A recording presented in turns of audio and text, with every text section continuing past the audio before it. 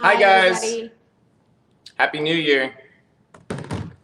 I mean, not that I expect it to be. Don't you feel a little weird saying Happy New Year? Yeah, Like, it just doesn't. it doesn't have the same kick it normally has. I kind of feel like you're lying to people when you're like Happy New Year, or like mocking reality to them. Yeah, it does feel a little weird. I'll be honest, it does. So we haven't done a stream over the holidays because we're tired parents too. On top of everything else in life, and I'm on the board for Amistad Project. We're fighting here in Tennessee, and it's just been crazy lately. But we wanted to get on because we miss you guys, and we were talking about current events anyway, so we figured we might as well jump on stream and do it here. So, first thing, Canada. Yeah.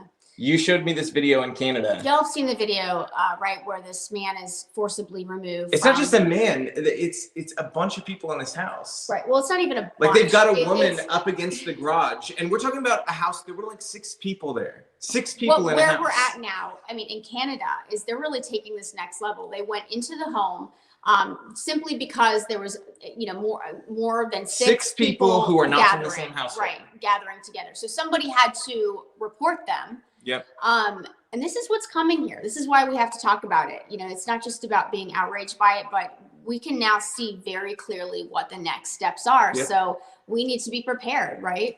Yeah. So, I think that's exactly right. People have to understand, like, this is not just Canada. This is everything we've seen happen in other places. It's been a precursor to the next step here, which brings me to the next thing. Right. In New York, they're discussing a bill right now. Okay. As soon as legislature opens up, they're going to do this bill where you can imprison and forcibly medicate people who are suspected of illness. Okay. Not even confirmed to have an illness, which in itself would be insane, but suspected of illness. Okay. Where does that lead to? Right. It's like, guilty until proven innocent, you're sick until proven healthy. Well, not even just that, it's constitutionally just it's lunacy. This is unconstitutional in every way possible. You don't get to imprison people in America because you don't like their medical decisions. Okay. People are entitled to make whatever medical decision they want to. I may think they're crazy. Okay. So there may be somebody who has a very treatable cancer and they decide, I'm going to do nothing but go eat at McDonald's. That is their choice. Okay. That's what they want to do. That's what they want to do. Okay. It is not my job to intervene and say, you know what, we're going to lock them up in a hospital and force them to be treated. That is not our job. It's not in our Constitution. We don't have those rights enshrined in America because we are not a monarchy. That's just not how things work here. But apparently in New York, that's how they want things to work. So that is a bill they are seriously going after, trying to get passed so that they can throw people into prisons. And what happens when the prisons get full? If they do this. Camps. I mean, they already have the camps in Canada. They already have them built. They're ready to go. And this is what I've been saying so long, is that if you can convince people that some are a danger to society, meaning they are non-compliant with the mask, or they don't get the COVID vaccine or the chip or whatever measurable there is to prove that they are not a danger to society, then you can convince people that it is perfectly fine to cart them off and send them to concentration camps, and nobody will really care what happens to them because they believe in their minds through mass programming, mass media, that healthy people walking around breathing are a danger to society. Again, it is a real danger. 99 point whatever percent. Yeah, we're gonna be jumping around a little bit. We will never get the masks off. We will never be normal again. And they've come out and said this. They've come out and said, even with the vaccine, even with the card, if they can get away with it. If they can get away with it, that's what'll happen. Which is another question I'm going to pose to you. I'm going to tell you guys about a call I was on with President Trump in a little bit here, but I want to stay on this topic real quick because I had a question for you.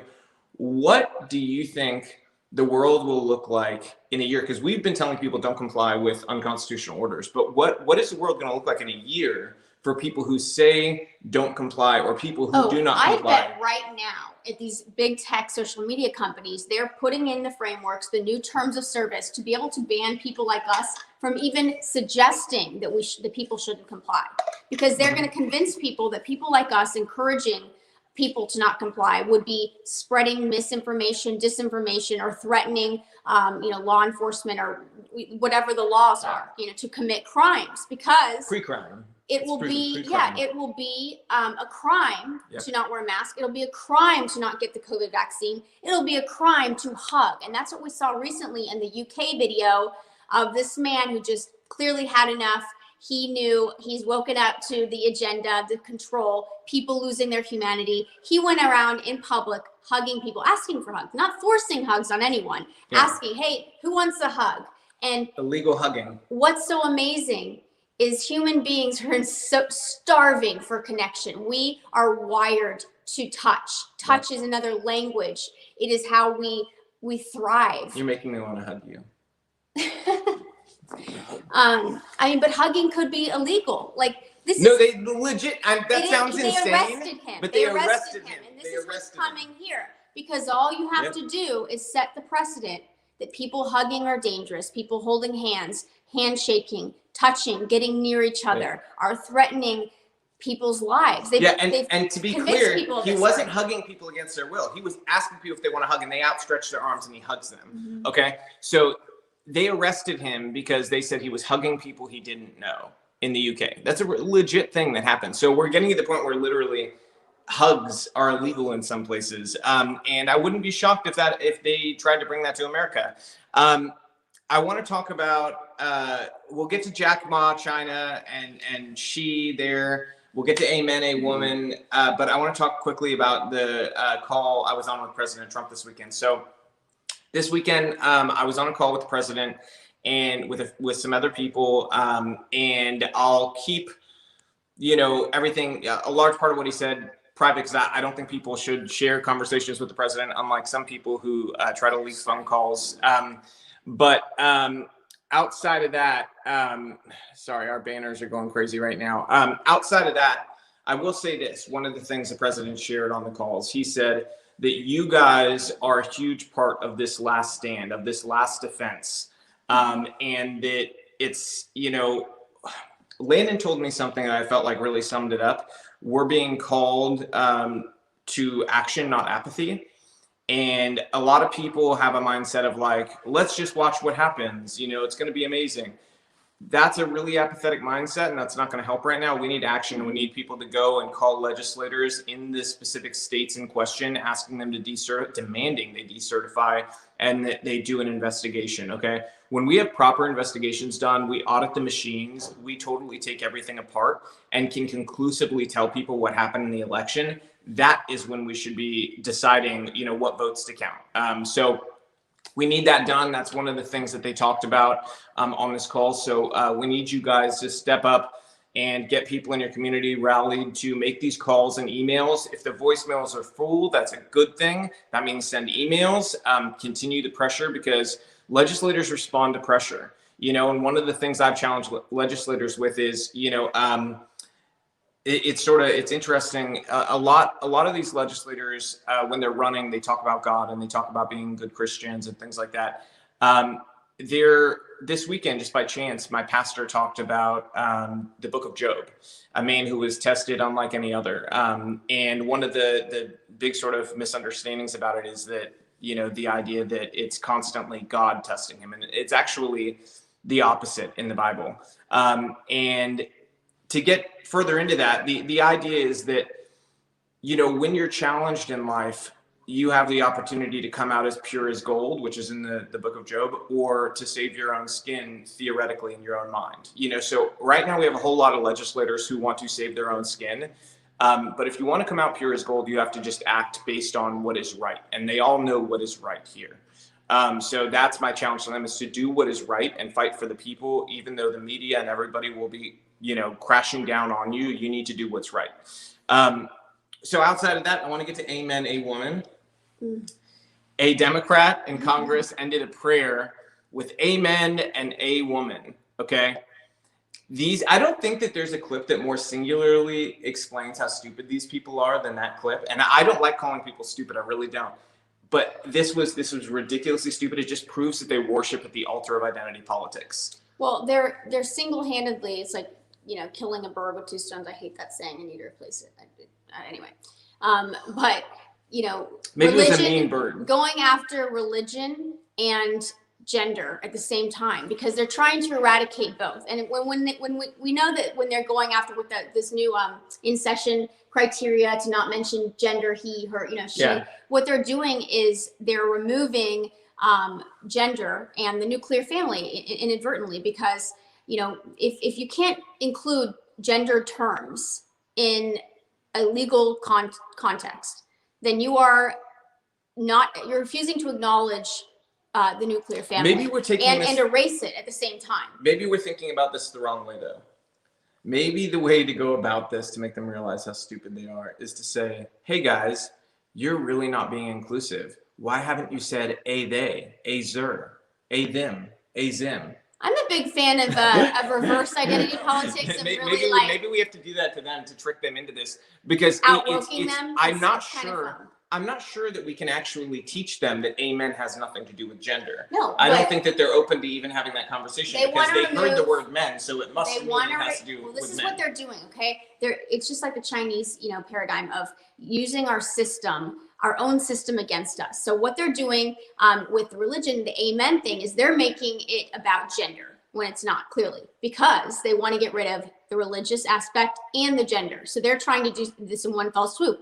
We look at, abortion. They've tried many different angles. They've tried calling it healthcare, and now they're going about the religious route. And the Church of Satanists are now trying to describe abortion as a religious ceremonial rite. So they believe they're entitled to acts of abortion because it is a affirming and dignifying ceremonial experience for a woman. So they're saying that child sacrifice is a religious ceremony that they're entitled to. So they're using the system of what we use to say, hey, religious liberty, all of that against us. Why? To undermine the whole system. Absolutely. So that you can do things like mandate vaccines and call that healthcare. Absolutely. Cosmetic here, one of the viewers said, apathy is what got us here. And that is absolutely true. Apathy is what got us here. You know why? Because there were people like myself and many of our friends who were calling out to the GOP, telling them that this was going to happen in the election. We were telling them about the fraud that was going to be perpetrated and how vote by mail was going to be really poisoned with, it was going to be a poison pill that was going to be built in with fraud to take down the president no matter what. And the apathy of people saying, well, there must be a plan. There must be something going on. They must have some sort of way to go about this. That's what got us here. We needed to be the bulldogs, the attack dogs that they were on the left. On the left, they had this guy, Mark Elias, in court every day all across the country. And he had his legal network all across the country fighting to open these things up to make them the most insecure elections in American history. Okay. And they were able to get done what they got done precisely because of that. And we did not fight them. We did not fight them. And, I wish I could say I had the institutional power to fight him, because I would have done it myself. But we don't have that institutional power. The GOP does.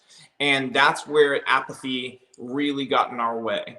And so as the people, we're so much stronger together than apart. That's one of the things that I wanted you to sort of explain the experience yesterday. So we did a rally yesterday that I spoke at, and Landon noticed something, really that I think a lot of people noticed, but can you explain it a little bit and how the numbers matter? Right. So it's really interesting. So we were downtown, and normally, if you were to say wear a MAGA hat, or you were to not wear a mask, or basically did anything outside of these new social constructs, mandates, unconstitutional mandates, you would stick out like a sore thumb. You would be judged, shamed, even denied access to anything, to any of these places.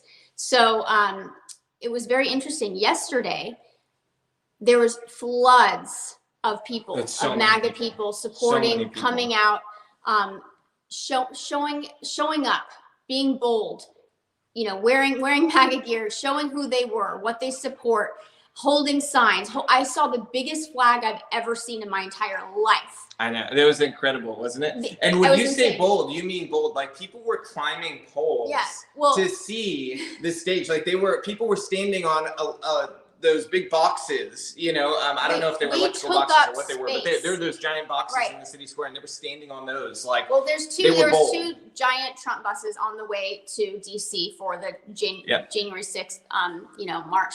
But we took up space. We took up the whole, city, essentially the whole town square.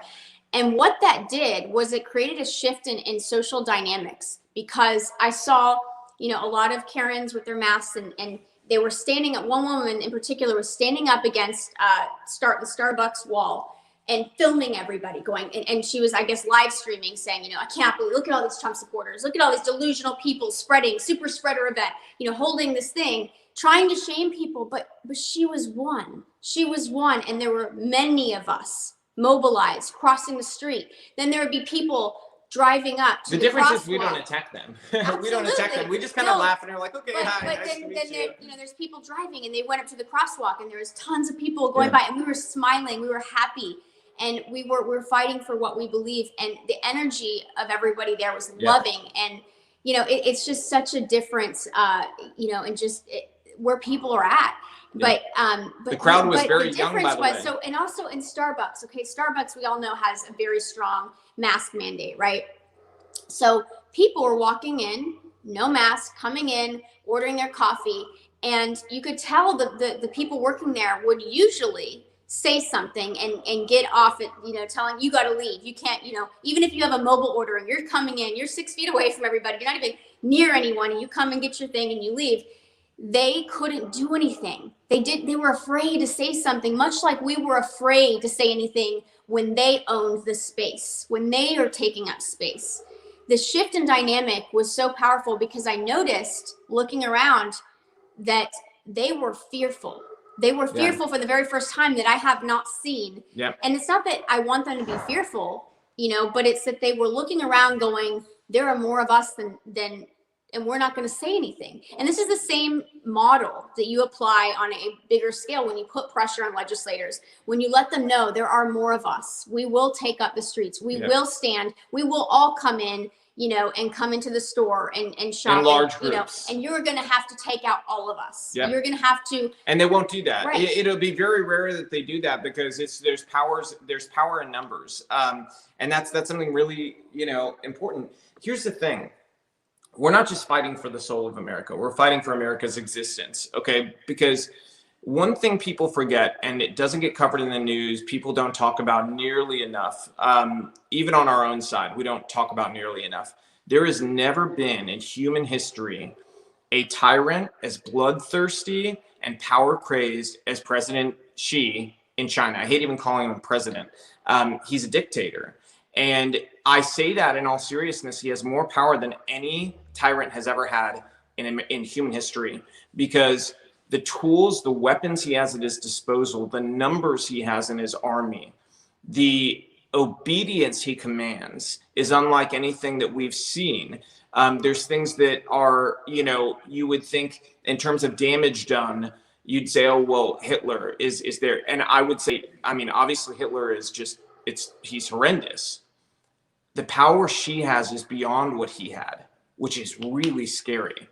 That's the point I'm trying to make. That is our opponent. And if we don't treat him like the enemy that he is, and we don't treat China like the enemy it is, we will be swallowed whole by them. And that is a huge reason why I've decided, and we've decided as a family, for me to run for Congress, because we need lions against China. We need people who will stand up and will say, we're putting America first at all costs, because we know what the end result will be if China wins. And China, make no mistake, this is not just about domination. It's not just about being number one in the economy or being number one in business or any of those things. It is about total domination.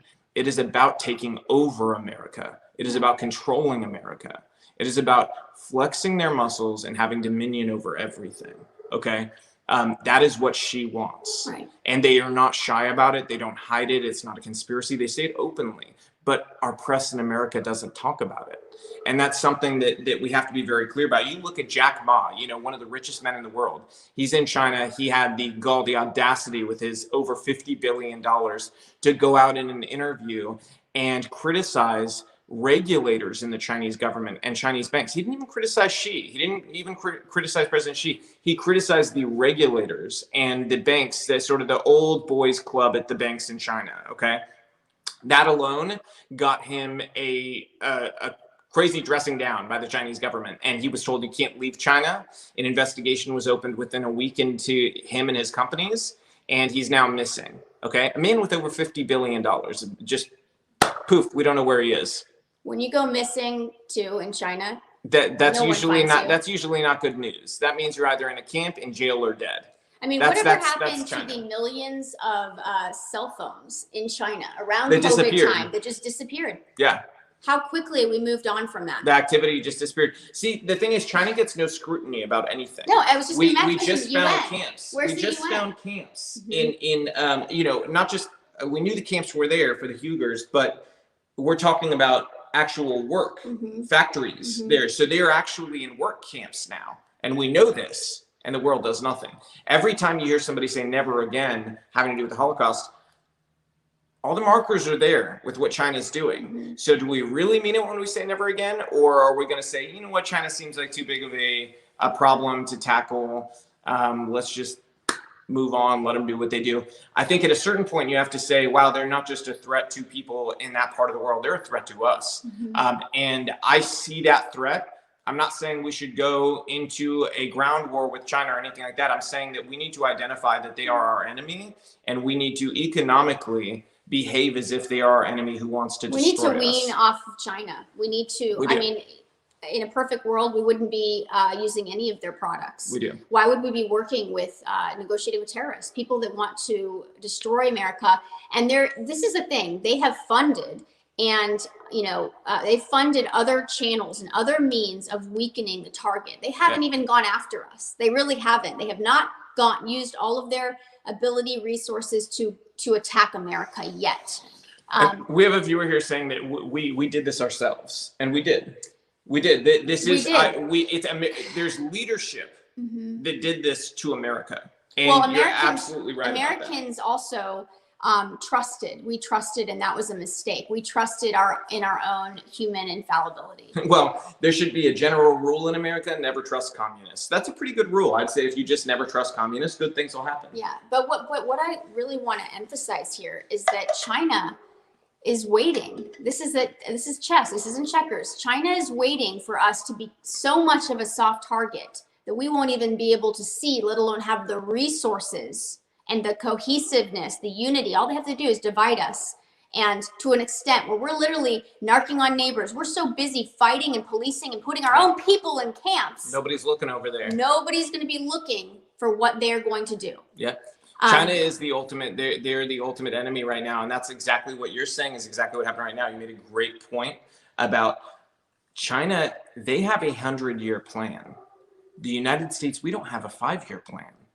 China has a 100-year plan that they are in the middle of right now, that they're employing and they're dedicated to, and they have unity around, and they demand total obedience. And I mean total obedience.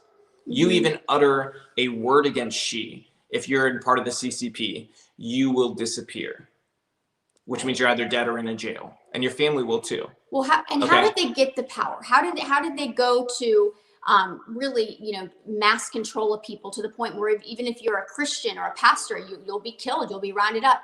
There is no free speech, no freedom of religion, no, you know, gun, no Second Amendment. There is literally the people have been stripped of their freedom. Now, how did they get there? By technocracy, by mass surveillance operations. Absolutely. And who is China funding? Okay, they fund Google. They're in bed with Google. They cross-collaborate on technologies to create mass surveillance. In fact, our own people that work for these big tech companies work with China to help create surveillance of their own people. And in many cases, they're communists themselves. Right. And then what do we use? I still have a Gmail. I got to get rid of it. We still contribute to the system of people that are doing this, and then to our own demise. And it's going to be so much work because it is so overwhelming when we really wake up to how much we've been involved in our own, you know, destruction, essentially. How we fund it. We've funded it. We've funded it, our demoralization. We funded our degenderization. We funded the destruction of schools, of patriotic education and accurate history. We funded the destruction of our language, allowed a linguistic manipulation and far left revision of our language and history. We have completely been involved in this, and that's what we have to wake up to, or nothing is going to change. And most people stood by with apathy while that happened. And they still do. Many of us still do. And we're waiting. It's like we're watching a reality show. This isn't a reality show. This is our lives. This is our lives. And once we reach a certain point, there is no going back, because people have it's already happened. People have already been convinced that if you are not wearing a mask, you are a danger There's not another country to go to, guys. There's not. And let me tell you this, if it happens here, I will fight for America until it falls. Okay. And when it falls, we'll have a nice little island somewhere. And everybody who stood by with apathy is not invited. Okay. There's gonna be a very limited group of people that'll be able to have the Freedom Island. Okay. And I'm sure that that'll be under attack at some point. I wonder what, what it is for you. Like, I'm curious. Can you guys write in the comments, like, is there a particular line for you that gets crossed where you're like, that's my line. I'm going down to the town square. I'm showing up physically. I have had enough, or I'm going to stand outside the Capitol. I'm going to go to DC, whatever it takes. Like, what would it take for you? I think the people watching are the type of people who already go. I really think the better question is, how are we going to motivate people in our lives to do the same, And that's something that I've tried to consistently do is like, we reach out to our neighbors, right, and we ask them to come. You cross those boundaries of like, I don't want to lose a friendship, or I don't want to lose a business relationship, those types of things, by reaching out to people where it may be uncomfortable and saying, hey, will you come too? Right. And explain to them why it's important to you. Well, I think maybe that. I wrote a tweet about this the other day because it's really interesting that, we're fighting for freedom while submitting to our, to tyranny. So what good is fighting for freedom when we are already living like we're not free? It seems to me that you have to start acting like you are free and becoming entitled to your God-given constitutional rights. As long as we truly are a free country, we're submitting to the fact that we are no longer free by being compliant with unconstitutional mandates, with unconstitutional tyranny. I just, when I bring up the line thing, I violated my own line. If you had asked me 2 years ago what my line would have been, it would have been the mask. It would have been the mask. And now, even myself, I've been compromised. I've been deluded into believing that the mask was temporary. Be compliant. It was not anymore. At the very beginning. No, but I'm illustrating a point that the line keeps getting moved for us as individuals, because we keep buying into this lie that it's for health, it's for safety, it's temporary. All of these lies that they keep feeding us so that they can get one step further in the mass indoctrination and brainwashing of people to believe that healthy people are dangerous. This has never been done to this extent before. I mean, even with the whole vaccine argument, there was still there was more of a moral pushback on it, but it was not like, hey, you know what? At the end of the day, we're not going to mandate this because it's wrong. People are free to do what they want, and they're free to experience their own consequences. And if you believe in something, then and it's something so safe and so effective, then naturally people would want to do it. There's a reason for things. Yeah. And masks themselves are not without health ramifications. And so the fact that we could be banned for having this conversation, and I bet you anything that we will not be allowed to have this conversation maybe weeks, months from now. So that's why this is so important. We might have to take do it while you can. Yeah, do it while you can. I mean, but here's the thing. Not even a joke. There's some things on the left that I do feel like are not well planned. Like, I don't think they've thought through what happens when you push everybody off. Like, if they get to that point where they push everybody off of social media because, like, you're not allowed to think this, you're not allowed to say that, I don't think they know what's going to happen after that. I don't think the end result of that is going to be much worse. I don't think that's the agenda. I think the agenda is to convince people within that process to violate their own moral codes and sense of order and what's real. Because during that process, how many of us have submitted and acquiesced to this idea that, come on, just put the mask on, then we can all go back. Yeah. Let's just, if we're they may just want to make examples of certain people and let everybody else continue so that they don't have that right. Because the reaction, if you just like said, you know what, if you don't comply or you don't do this, don't do that, then you're just not allowed on here, period. And they kick off pretty much, the majority of the Republican Party. You're going to end up with people in the streets, and they don't want that. They don't want that. That's much worse. With time, all they need is more time, more ability to program people, more ability to instill fear in people. Oh, the virus is mutating now. Yeah, viruses mutate. Yeah. There's how many strains of the flu has there been? So they're trying to scare people into submission, and it really just takes time and pressure. you know, enough pressure, enough time, enough indoctrination, enough scary news, and you will submit. And that's really, I think, that the game, because, or the agenda, because eventually people, they want people to police themselves, just like they did, you know, in historical, you know, atrocities. These people were narking on other people, you know, I don't know if you guys have read the Gulag of Archipelago. Cannot talk with this retainer in my mouth. You know, they called these people the organs, and the organs would go around for any reason and start, you know, arresting people because they had to meet a certain quota. And these were people, you know, movie theater owners could be a organ. You know, the gas station worker look at could what be just an organ. happened. What they do is they use people to turn people against other people. It was AMC that just did that to a disabled child. That's exactly what I thought about. Yeah, there was a disabled child, and I mean severely disabled, who cannot wear a mask. And her whole family was wearing masks. They went to go see a movie, and the manager of the theater, this poor girl, she's rocking back and forth in her chair, and she's clearly not a threat to anybody. There's nobody around. Literally in this 30-minute video, not one person comes to see a movie. And the manager is just trying to make an example of them and use his power because he's so strong. He gets to kick people out of a movie theater. It's a joke. These people are they're on these giant power trips they've never had the opportunity to have before, that they've always wanted some little semblance of power to be able to take over somebody else's life. I don't for the life of me understand why people want to rule over each other. Let people be free. But this guy, he literally kicks a disabled girl out of a theater when the whole family's complying, except for the one kid who cannot, a child who has a severe disability. It's maddening to me, but that's where we're going. And Life Love AR made a good point a minute ago. She was saying, you know, and we've talked about this before, especially you, that, you know, there is a good chance that the mask thing does not end. I said because from there's day so one. many What did I people say? who I said are the who masks have are submitted. never coming off. He thought I was crazy. I said they're never coming off. I fully own it. Because I just couldn't imagine people would comply forever. I really couldn't. But now I see how dedicated people think they're cute now, and they're like fashion accessories.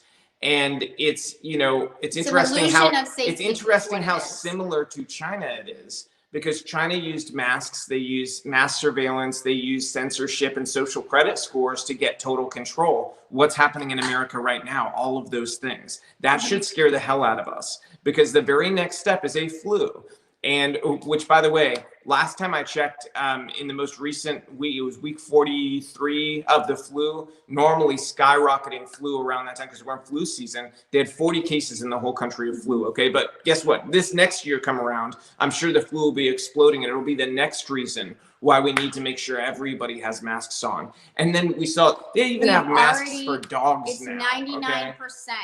Okay? The precedent has already been set. Yeah. Even if anything, if there's a 98%, 97%, 96% survivable rate, again, and we're dealing with very flawed science, very flawed methodology for comorbidities and evaluating flu deaths and all of that, like what happened to the flu, what happened to the cold, right? We have a lot of questions. There's been data manipulated, people at the CDC, all of these people are compromised. They have contradicted themselves. They've lost their own credibility by making contradicting statements, by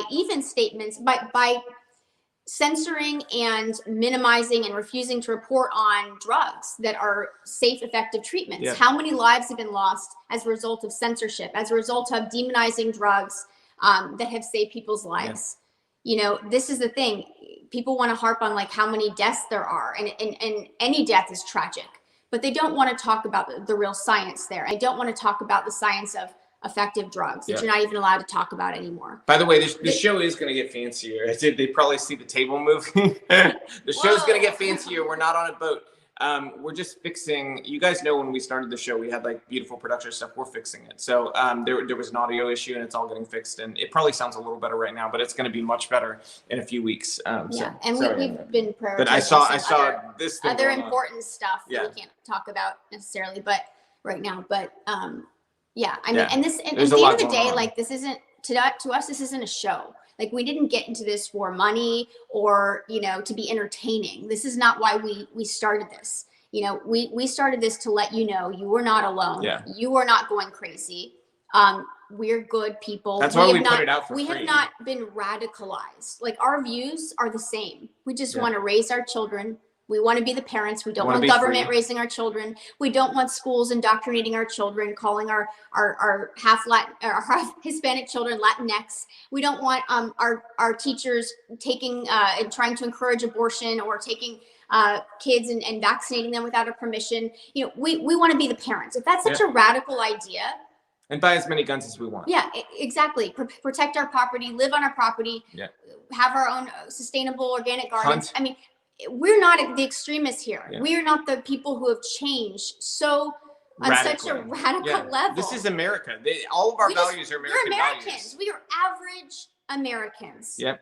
And we made this to remind people, even if it never gets through because we're being censored, that you are not alone, and that you're not going crazy, and that we are not radical people. These are normal views. This is what it means to be American, to live like an individual and make your own individual decisions. Wonderfully put.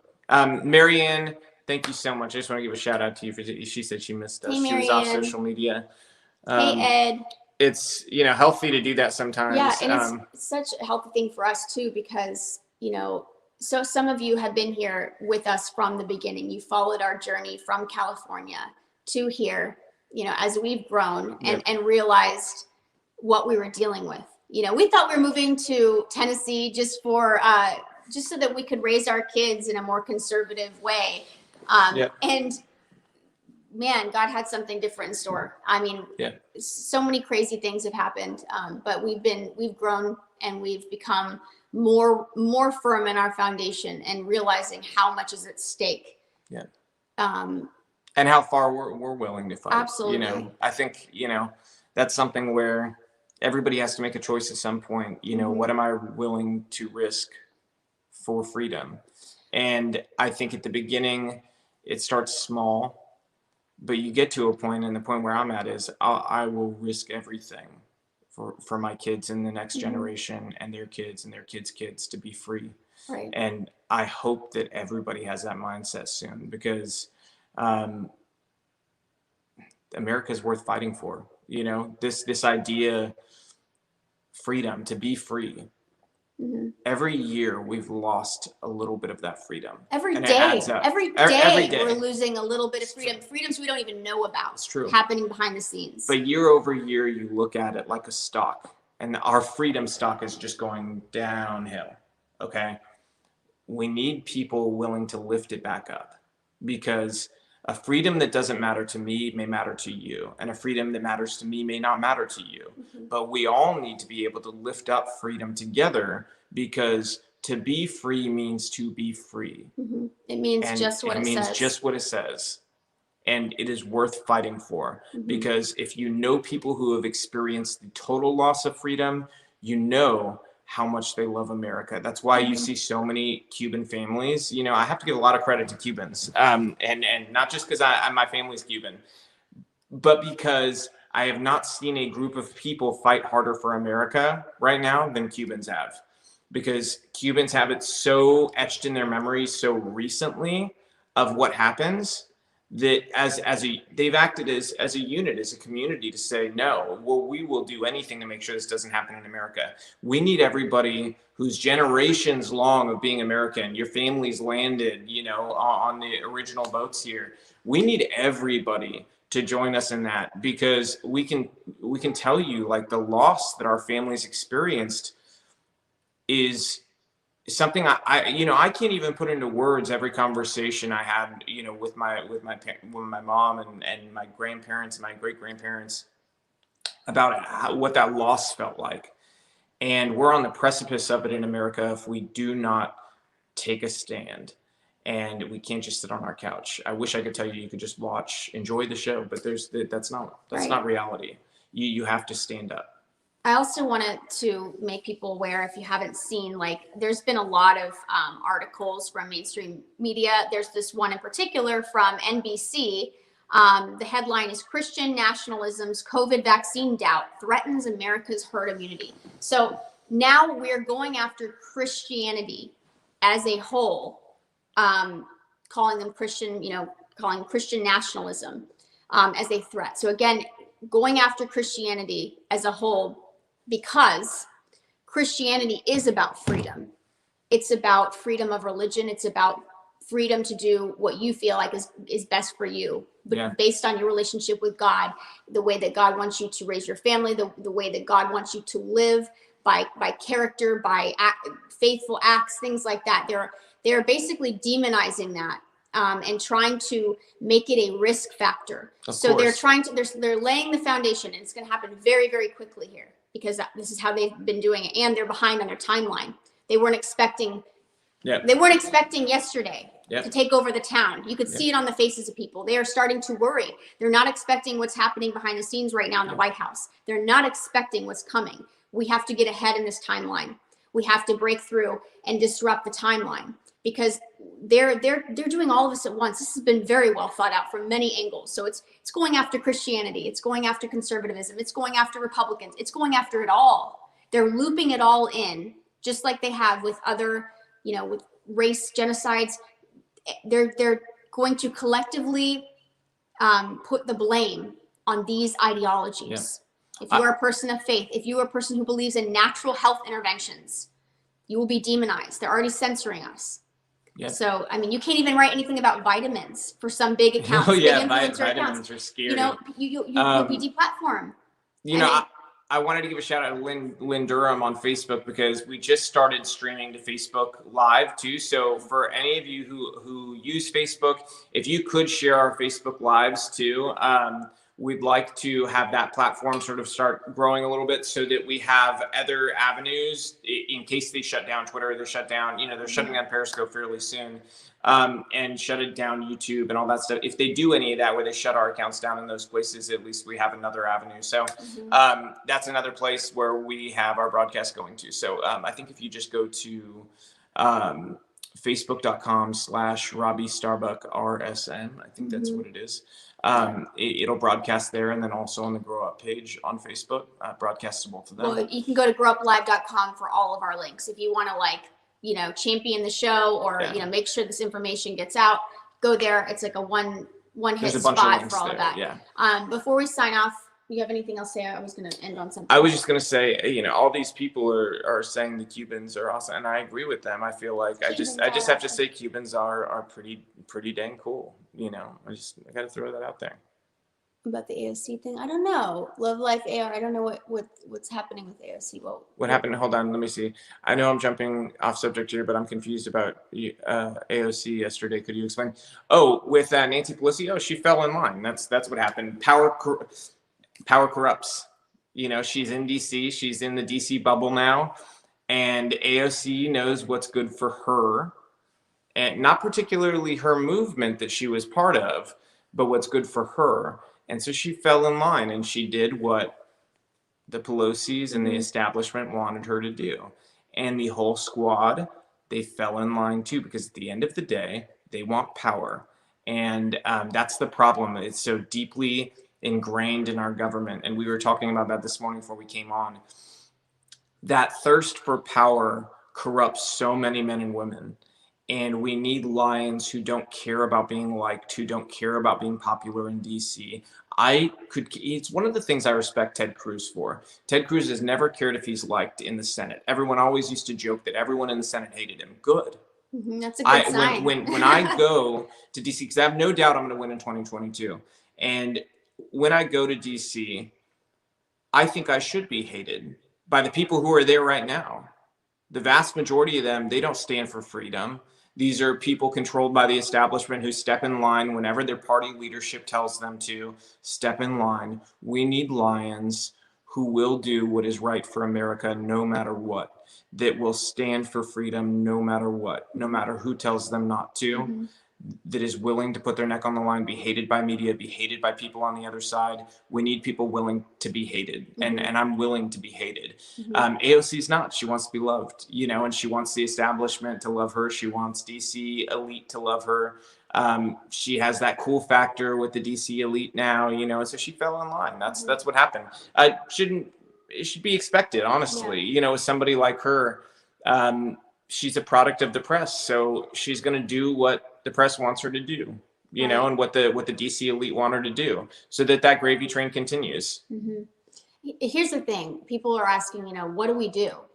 You act like you are a free human being. We are in America, and as long as we are still a free country, even though our freedoms they're trying to take them away, you know, in America, as Americans, we don't beg our government to give our freedoms back. We demand them back. We take them back. We take up space. We put our egos aside, and we go and show up holding a sign where everyone can see it, and we let them know there's many of us. We band together. We support restaurants and businesses that are standing for our freedoms and stop funding people trying to take them away. We become more mindful consumers, more mindful of how we spend our time, what we're watching, what our media diet is, all of that. And we band together with other conservatives, and we meet together. Doesn't matter, you know, we have to come together. Now's the time, and take up space. You look at the left, how they've gotten here. You know, they will literally buy real estate, build buildings, billboards, and put their messaging to influence, to you want to change tell them that culture. you're looking for one? I'm looking for a billboard. Landon's looking for a billboard right now in Tennessee, and she is going to put messages up all the time. Absolutely, so we're looking for one right now. We're also working on a silent advocacy T-shirt line. And here's the thing, I get it. Conservatives are like, I don't want to wear a Jiggy T-shirt. It's tacky. This isn't what we do. Okay, I get it's out of our comfort zone. We're not the left. We are not the left, but this is what it's going to take. We're going to have to put our egos aside, and we're going to have to be uncomfortable and be willing to hold signs, be willing to put pressure outside of government buildings where they're going after people specifically that are responsible. I want to know personally who's responsible in our county for the very temporary, I think it was less than 24 hours, narc on your neighbor widget that they had on their website, and it got shut down. Why did it get shut down? Because there was so much pushback. Individual accountability, knowing the names of people making these decisions and going after them and holding them accountable. That is not what they got into government. The precedent. That is not the government's job making medical decisions. I halfway wish we hadn't gone after it so forcefully right away because of the Freedom of Information Act. I kind of wish we would have let it linger for a week or two looking back, because then we would have found out everybody who is narking on people. We would have been able to get their names. You know what? There's not time for all that. There's not time to build a conservative ecosystem for entertainment right now. Like we're way beyond that. Yeah. We're way beyond that. This is like we've had to pivot, shift gears. Where we're at right now, especially if we're silenced, if there's no more free speech, then we can assume that's gone. And so at that point, we do have to show up. We do have to organize rallies. And if there's no rallies in your city, that's a call to you to organize one. Yep, absolutely. The apathy is what's going to destroy our freedom, because we do have power. Don't be apathetic. We have so much power, and we cannot sit by and do nothing. I guess my last message would be the people who are like, talking about, voting isn't going to matter anymore and all that, that there's a couple issues you have to divide here. Okay. Number one, are there issues in our elections? Absolutely. Number two, are there states where the elections are being run fairly? Yes, there are. You look at a state like Tennessee, we had no issues here. The whole state was a red wave. It was accurate. Everything was accurately put together. Voting was super easy. When I went to vote, it took me like 3 minutes. It was crazy fast, so we had a really well put together thing. There was a paper backup, all that stuff that you want to see. Is there work to do? Yes. Good news from 2020 election is that we took more state legislatures. We own most state legislatures in America. The bad news about that, yes, there are some establishment people that are a part of those legislatures, and yes, they're being difficult when it comes to Trump, but they're going to face primaries in 2022, and they know that. So the cudgel that we have to sort of get them with is that they have to make sure that we make changes to election law through the legislatures. The legislatures have the power to control elections. They need to use and wield that power. They need to rein in all of the crazy stuff they allowed Democrats to do in 2020. And that is a must. It's not a maybe. It is. It will make it a siren song going into 2022. We will blare that siren as much as we need to make them do what they need to do going into 2022 to ensure that we have free and fair elections again in America. If you just get apathetic, again, apathy is what the left wants. It's what they count on, because that's how they got control in places like China. Is they made a certain portion of the society apathetic and feel like there's no winning, and then they win. If you want them to lose and you want us to win, you can't be apathetic. That is the enemy of winning. The question isn't what do we do? It's what are we not doing? Yep. And you look at the left, okay? They've gotten here with a successful model. Got to hand it to them. What are they doing? They're willing to show up. They're willing to be loud. They're willing to take up space. They're willing to band together They'll do pretty much at Starbucks and shame the one person not wearing the mask, or not, who won't have their vaccine card, or who isn't chipped, or whatever it is, some metric of proving that you're a healthy person, that you're a slave to big pharma. You have to. This is what we have to do. We have to. They'll do pretty much anything. They'll do anything. Yeah. And here's the thing too: is some people are so afraid to lose friends, still, things like that. And I want to remind those people, and we can, remind those people that those are the people that are going to be turning in your family next Christmas because you had grandma over.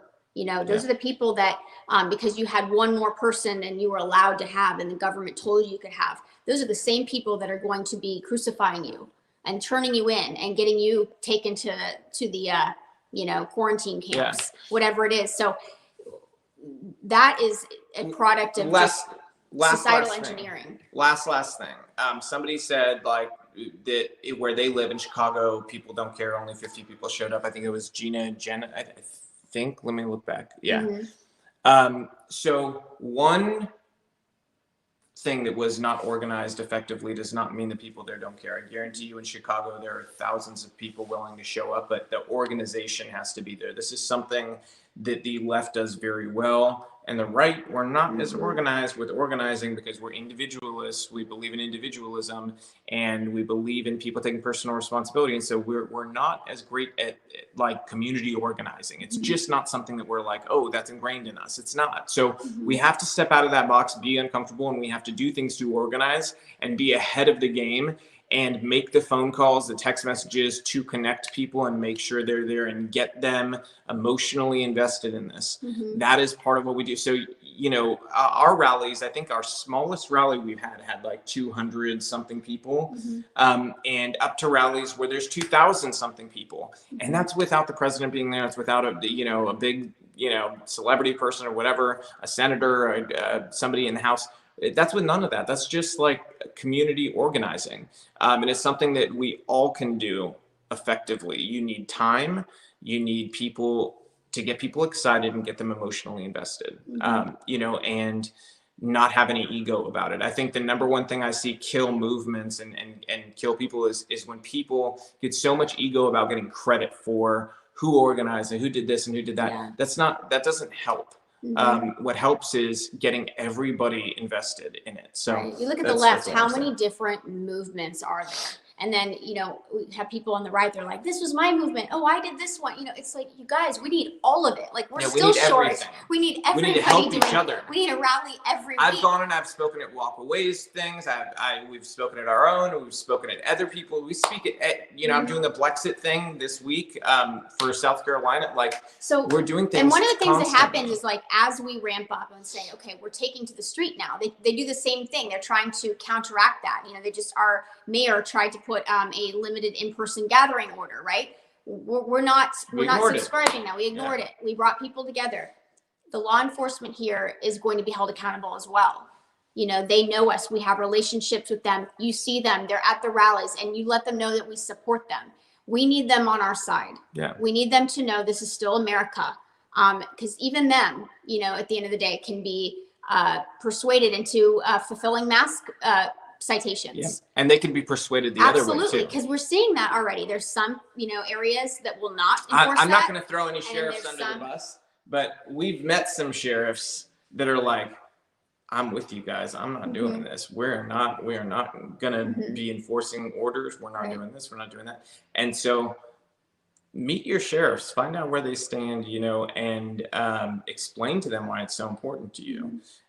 If that's somebody you need to have on your side to be able to sort of not comply in your area, you may find an ally where you weren't sure you had one, you know. So that's another thing, is finding out who does have your back. Yeah. And I mean, the hugest thing, we probably have to sign off because it's been on a long time, but the hugest thing is get involved in local elections. Your mayor matters more to your life than who the president is. And that's the truth. Right. A lot of people don't understand that, but your mayor has more to do with your day-to-day life than the president does. Because in places where there's Democrat mayors who have shut everything down, while a mayor in a county right next to them says everything's open, that is the ball game right there. That could be your business, your livelihood, your bankruptcy, your children's ability to eat or go to school, right there in a mayor race. Okay, so get involved in those races, know who's running, know what their values are, and fight for the right people. Okay. Absolutely. Yeah. And as far as like uniting, like that conversation, if America's fallen, there's no conversation. There's no United States of America. There's no America. And we have to fight for our freedom. And you know, we're fighting, we're participating in a very uniting act by fighting for freedom. Because when we're fighting for freedom, we're not just fighting for our freedom. We're fighting for everybody's freedom to make their own decisions, stupid or not.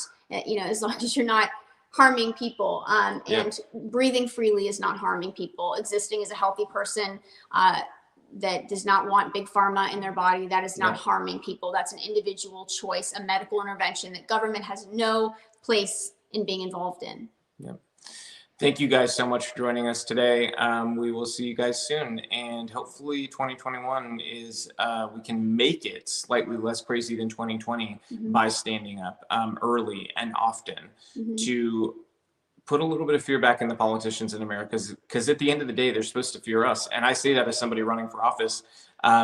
We're supposed to, if you have power, you are supposed to use it in a way that falls in line with the people who gave you power. Okay. You're not supposed to yield it to then push those people down and rule over them. That's not how it works in America. So thank you guys. Absolutely. Love we you missed guys. you all. So yeah. Take care, y'all. Let's talk soon. Bye guys.